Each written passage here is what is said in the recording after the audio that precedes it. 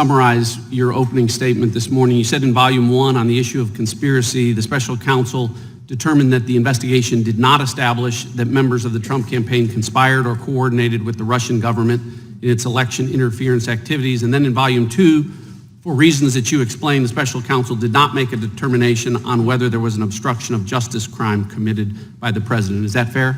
Yeah. Yes, sir. All right, now in explaining that special counsel did not make what you called a traditional prosecution or declination decision, the report on the bottom of page 2 of volume 2 reads as follows. The evidence we obtained about the president's actions and intent presents difficult issues that prevent us from conclusively determining that no criminal conduct occurred. Accordingly, while this report does not conclude that the president committed a crime, it also does not exonerate him. Now, I read that correctly? Yes. All right. Now, your report, and today you said at all times the special counsel team operated under, was guided by, and followed Justice Department policies and principles. So which DOJ policy or principle sets forth a legal standard that an investigated person is not exonerated if their innocence from criminal conduct is not conclusively determined? Can you repeat the last part of that question? Yeah. Which DOJ policy or principle set forth a legal standard that an investigated person is not exonerated if their innocence from criminal conduct is not conclusively determined? Where does that language come from, Director? Where is the DOJ policy that says that? Let me make it easier. Go ahead. Can you give me an example other than Donald Trump where the Justice Department determined that an investigated person was not exonerated because their innocence was not conclusively determined?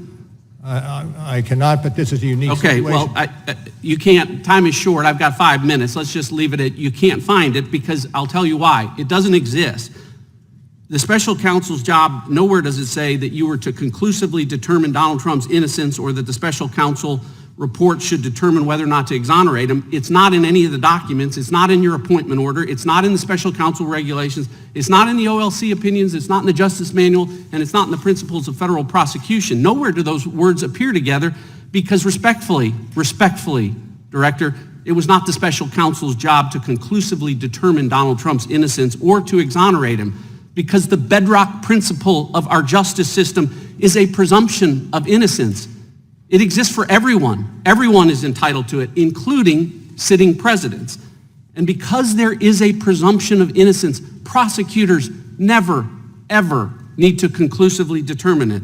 Now, Director, the special counsel applied this inverted burden of proof that I can't find and you said doesn't exist anywhere in the department policies, and you used it to write a report. And the very first line of your report, says, and as you read this morning, it authorizes the special counsel to provide the Attorney General with a confidential report explaining the prosecution or declination decisions reached by the special counsel. That's the very first word of your report, right? That's correct.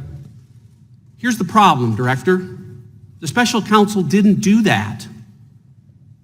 On volume 1, you did. On volume 2, with respect to potential obstruction of justice, the special counsel made neither a prosecution decision or a declination decision. You made no decision. You told us this morning and in your report that you made no determination. So respectfully, Director, you didn't follow the special counsel regulations. It clearly says, write a confidential report about decisions reached. Nowhere in here does it say, write a report about decisions that weren't reached. You wrote 180 pages about decisions that weren't reached, about potential crimes that weren't charged or decided. And respectfully, by doing that, you managed to violate every principle and the most sacred of traditions about prosecutors not offering extra prosecutorial analysis about potential crimes that aren't charged. So Americans need to know this as they listen to the Democrats and socialists on the other side of the aisle, as they do dramatic readings from this report, that volume 2 of this report was not authorized under the law to be written. It was written to a legal standard that does not exist at the Justice Department. And it was written in violation of every DOJ principle about extra prosecutorial commentary. I agree with the chairman this morning when he said Donald Trump is not above the law. He's not. but he damn sure shouldn't be below the law, which is where volume 2 of this report puts him.